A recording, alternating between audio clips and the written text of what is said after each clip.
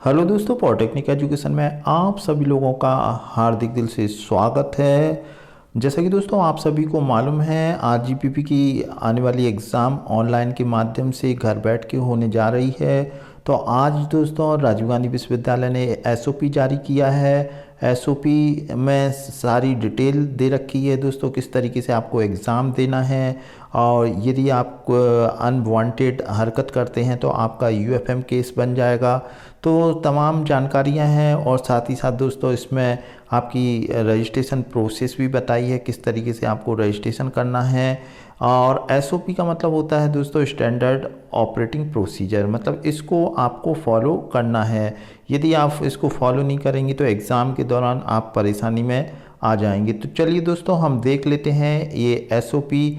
और साथ ही साथ दोस्तों मैं क्लियर कर दूं, ये जो एसओपी जारी किया है डिग्री वालों के लिए किया है, लेकिन दोस्तों इसमें यूएफएम का जो केस है ये पॉलिटेक्निक कॉलेज पर भी लागू होगा या नहीं होगा ये अभी क्लियर नहीं है। लेकिन दोस्तों रूल सभी पर एक जैसे लागू होंगे। तो आप लोग भी देख लें पॉलिटेक्निक कॉलेज के विद्यार्थी के यूएफएम केस किस तरीके से बन सकता है। तो चलिए दोस्तों हम एसओपी देख लेते हैं। तो दोस्तों देखें, ये जनरल इंस्ट्रक्शन है for registration in exam portal. यहाँ दोस्तों रजिस्ट्रेशन के साथ साथ आपका यूएफएम केस का भी बताया है और किस तरीके से आपको एग्ज़ाम देना है। तो चलिए दोस्तों फटाफट हम इसको समझ लेते हैं। यहाँ पर सबसे पहले दोस्तों आपका, जैसा कि पिछले वीडियो में मैंने बताया था कि आपका रजिस्ट्रेशन 24 तारीख से शुरू हो गया है।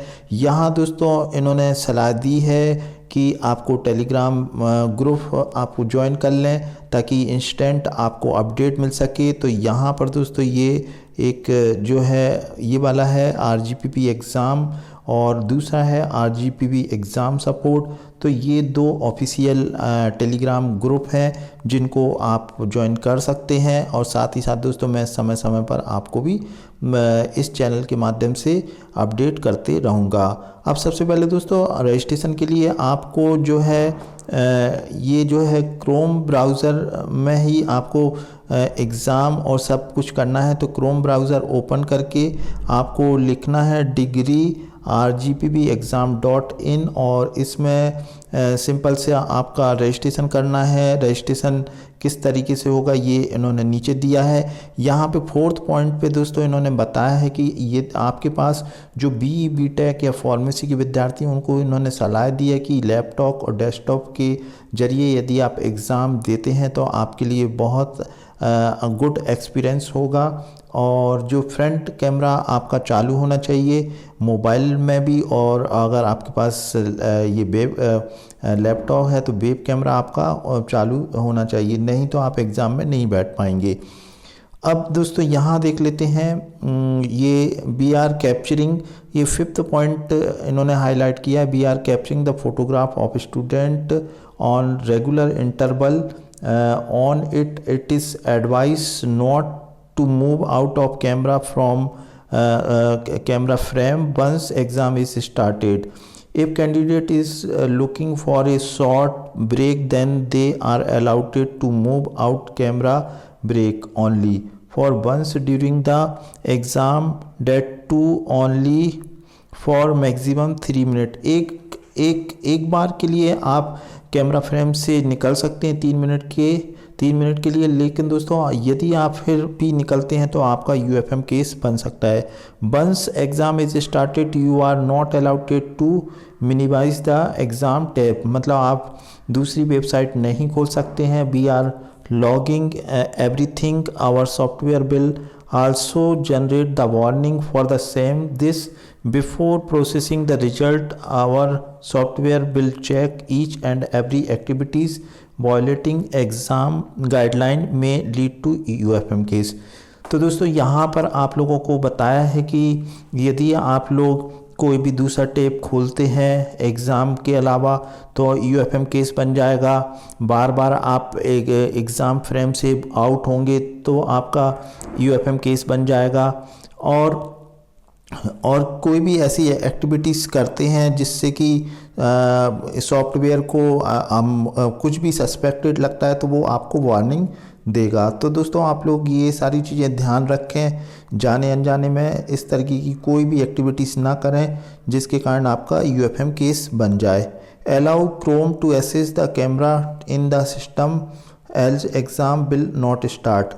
ये बहुत इम्पोर्टेंट पॉइंट है दोस्तों, किस तरीके से आपको ये करना है ये आपको मैं अलग से भी वीडियो बना दूंगा। बहुत से विद्यार्थी कैमरे को अलाउ नहीं करते हैं जिसके कारण वो एग्ज़ाम में नहीं बैठ पाते हैं। तो दोस्तों ये यहाँ पर आपको कैमरा के लिए परमिशन देना होगी, नहीं तो एग्ज़ाम स्टार्ट नहीं हो पाएगा। अब all application should be close during the examination. आप सारी अदर एप्लीकेशन को आपको बंद रखना है एग्ज़ाम के दौरान। रजिस्ट्रेशन प्रोसेस दोस्तों जैसा मैंने बताया degree.rgpexam.in पर BTech ऑफ फार्मेसी का होगा। रजिस्ट्रेशन पे पहले आपको रजिस्ट्रेशन करना होगा। राइट टॉप पे स्क्रीन पे दिया है, इसमें डेट ऑफ बर्थ के लिए आपको ये सिंपल सी चीज़ें भरना है। Enrolment number, date of birth के लिए दोस्तों ये जो 13/9/2021 इस तरीके से भरना है। फादर का नाम जो आपके यूनिवर्सिटी रिकॉर्ड में है। During the registration process you have to provide 1 email. तो दोस्तों ये आपको स्ट्रॉन्ग पासवर्ड बनाना है 8 कैरेक्टर का जो लिखा है, और इसमें दोस्तों ये जो 8 कैरेक्टर का है यहाँ पे लिखा हुआ है। और दोस्तों इसमें कैपिटल लेटर का आपको भी उपयोग करना है, स्मॉल लेटर का भी करना है, और 1 2 3 का भी आपको करना है जिससे कि आपका स्ट्रॉन्ग पासवर्ड बन सके।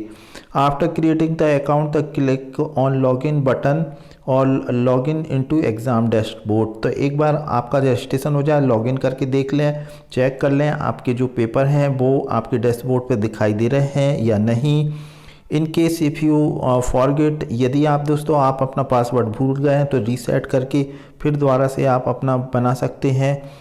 In case and difficulty in registration, यदि आपको कोई रजिस्ट्रेशन में प्रॉब्लम है तो आप अपने कॉलेज में कांटेक्ट करें, वो कॉलेज RGPP को बताएगा आपका इशू, तो उससे आपका सॉल्व हो जाएगा।